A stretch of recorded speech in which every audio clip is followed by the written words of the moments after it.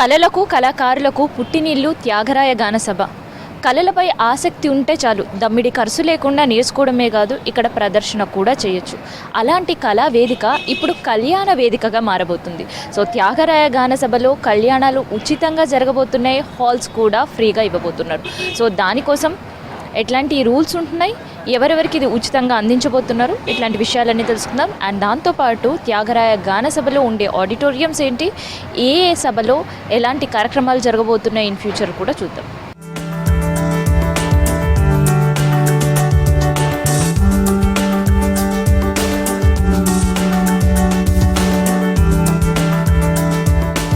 త్యాగరాయ గాన సభ పేరుకు మాత్రమే ఒక సభ, కానీ ఇక్కడ మాత్రం 5 ఆడిటోరియంలో ఒక సమూహం అని చెప్పాలి. ఇక ప్రజెంట్ నేనున్నది కళా లలిత సంబంధించిన ఒక చిన్న ఆడిటోరియం. ఇందులో 50 మెంబర్స్ కెపాసిటీ ఉండే కళా వేదిక ఇది. దాంతోపాటు కళా వెంకట దీక్షుల కళా వేదిక కూడా 50 కెపాసిటీ. దాంతోపాటు కళా సుబ్బారావు కళా వేదిక కూడా ఇక్కడ ఉంది. దాంతోపాటు హనుమంతరావు కళా వేదిక కూడా ఇక్కడ ఉంది. సో ఈ 2 వేదికలు కూడా ఏసీతో పాటు 100 సీటింగ్ కెపాసిటీ ఉండే వేదికలు.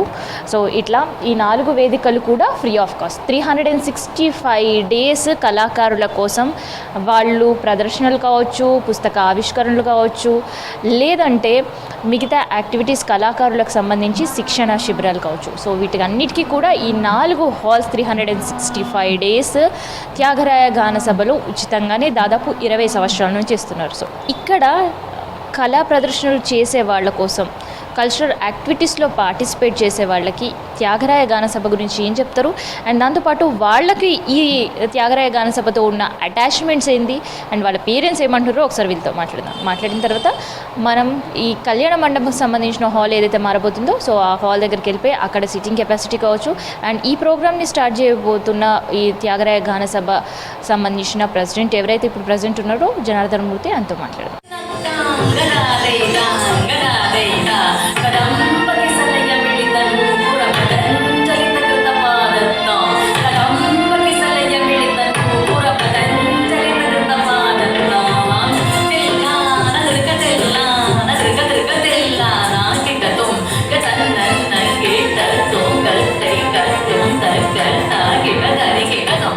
సో ఇప్పుడు మనతో కూడా కొంతమంది కళాకారులు ఉన్నారు, వాళ్ళతో మాట్లాడదాం. ఈ వేదికతోటి వాళ్ళకున్న అనుబంధం ఏందో, వాళ్ళ అటాచ్మెంట్స్ ఏందో తెలుసుకుందాం.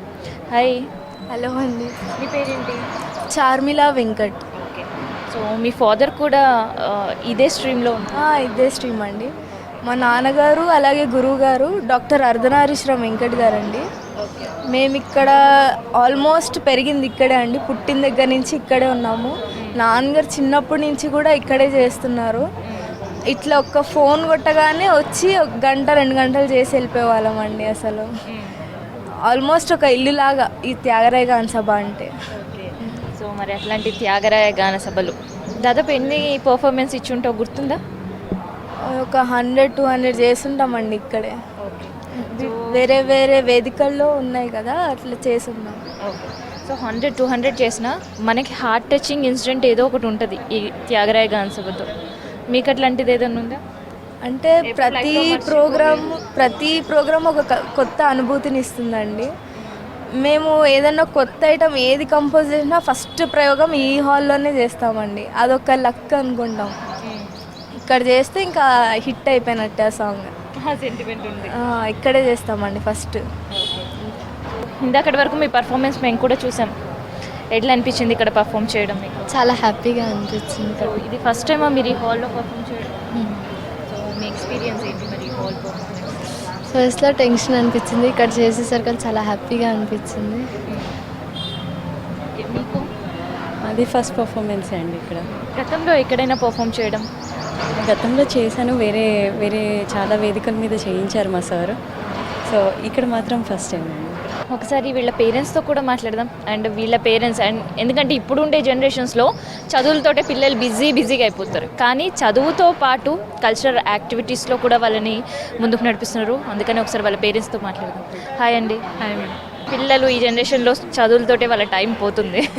సో అట్లాంటి టైంలో కల్చరల్ ప్రోగ్రామ్స్ కూడా ఎంకరేజ్ చేస్తున్నారు. అండ్ ఈ త్యాగరాయ గాన సభలో వచ్చి పర్ఫామ్ చేయడం మీకు ఎట్లా అనిపిస్తుంది? చాలా అనుభూతిగా ఉందండి, చాలా సంతోషంగా ఉంది. సో ఇది ఫ్రీ ఆఫ్ కాస్ట్ ఇస్తున్నారు వేదిక అవునండి. అది ఎట్లా ఉంది, వీళ్ళని ఏం చెప్పాలనుకుంటారు ఒక మన వర్డ్లో చెప్పాలి?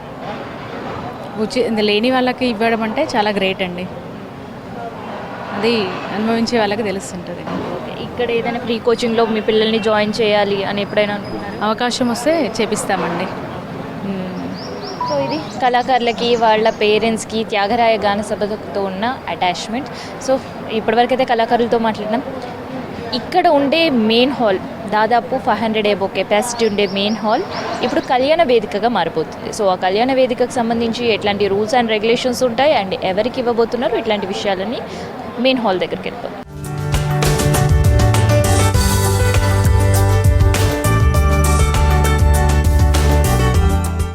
త్యాగరాయ గాన సభ మెయిన్ హాల్ దగ్గర నేనున్నా.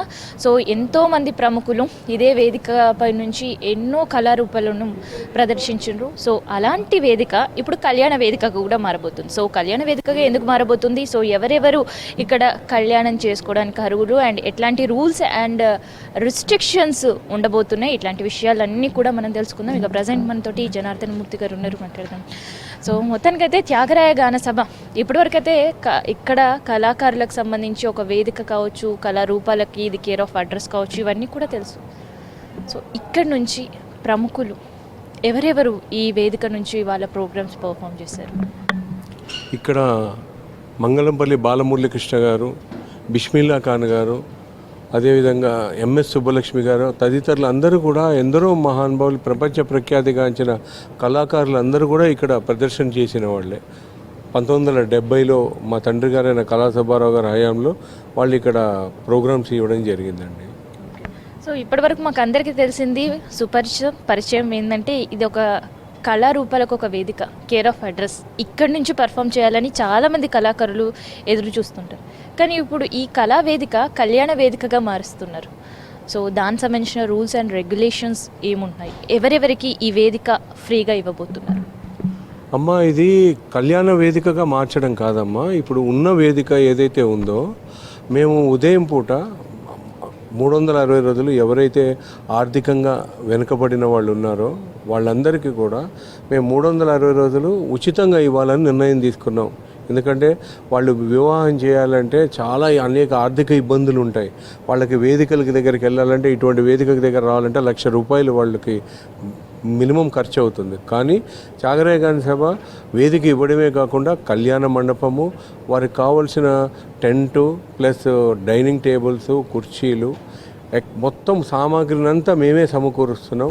కొంతమంది ఈ ప్రోగ్రాంలో దాతలు పేదవాళ్ళకి ఎవరికైతే భోజనం ఉంటుందో దాదాపు 150 మంది వరకు స్పాన్సర్స్ కూడా మేము మా తరఫు నుంచి మేము భోజనాలు పెడతాం వాళ్ళకని ముందుకు వస్తున్నారు. కాబట్టి ఇది ఉదయం పూట ఈ కళ్యాణ కార్యక్రమాలు ఉంటే సాయంకాలం మాత్రం కళలకు నిలవైన ఈ త్యాగరాయ గాన సభలో ఎప్పుడు నిత్యం 5 హాల్స్లో ఈ కళల్ని ఇలాగే కొనసాగిస్తూ ఉంటాం. ఇది పెళ్ళిళ్ళకి వాటికి ఎటువంటి ఇబ్బంది ఉండదని మీకు తెలియజేస్తున్నాను. సో మరి ఇక్కడ కళ్యాణం చేసుకోవాలనుకునే వాళ్ళు ఎలా అప్రోచ్ అవ్వాలి అండ్ దాంతోపాటు ఎట్లాంటి రూల్స్ అండ్ రెగ్యులేషన్స్ ఉంటాయి? మేము కొన్ని రూల్స్ అండ్ రెగ్యులేషన్స్ పెట్టామమ్మా. ఏం లేదు, అది కూడా సింపుల్. ఇక్కడ మాంసము, మద్యము, ధూమపానము, దాంతోపాటు డీజేలు, ఊరేగింపులు అటువంటివి అనుమతి ఇవ్వము. ఓన్లీ మ్యారేజ్ చేసుకుని హ్యాపీగా వాళ్ళు భోజనం చేసి అన్ని అప్పగింతలు అయిపోయాక వెళ్ళిపోయేటట్టుగా మేము ప్లాన్ చేస్తున్నాం. సో ఈ హాల్ కెపాసిటీ అంతా? ఈ హాల్ కెపాసిటీ 700 మెంబర్స్ అండి. కానీ మేము ఆర్థికంగా వైట్ రేషన్ కార్డు ఉన్న వాళ్ళకి మేము ఒక 200 మెంబర్స్ కంటే ఎక్కువ రారు. అంతే కదమ్మా, పాపం వాళ్ళకున్న ఆర్థిక స్తోమత దృష్ట్యా 150-200 వస్తే ఎక్కువ. నాకు తెలిసి వాళ్ళే ఇది మనం పెట్టిన స్కీము వాళ్ళ కోసం కాబట్టి వాళ్ళకే ఇది వర్తించేలా చూస్తాం మేము. ఇప్పటి వరకు త్యాగరాయ గాన సభ సాంస్కృతిక కళాకారులతో కళలతో సందడిగా ఉండే, కానీ ఇప్పుడు ఇక్కడ పెళ్లి సందడి కూడా స్టార్ట్ కాబోతుంది. కానీ ఇక్కడ పెళ్లి చేసుకోవాలంటే కొన్ని రూల్స్ అండ్ రెగ్యులేషన్స్ తప్పక పాటించాల్సి ఉంటుంది. సో ప్రత్యేకంగా కేవలం వైట్ రేషన్ కార్డ్ హోల్డర్స్కి మాత్రమే ఉండబోతుంది. సో ఇది త్యాగరాయ గాన సభ సంబంధించి అండ్ ఇక్కడ కళాకారులకి ఈ సభతో ఉండే అటాచ్మెంట్ సంబంధించి అండ్ ఇక్కడ హాల్స్కి సంబంధించిన ఇన్ఫర్మేషన్. కెమెరా పర్సన్ నగేష్తో కావ్య V6 న్యూస్, హైదరాబాద్.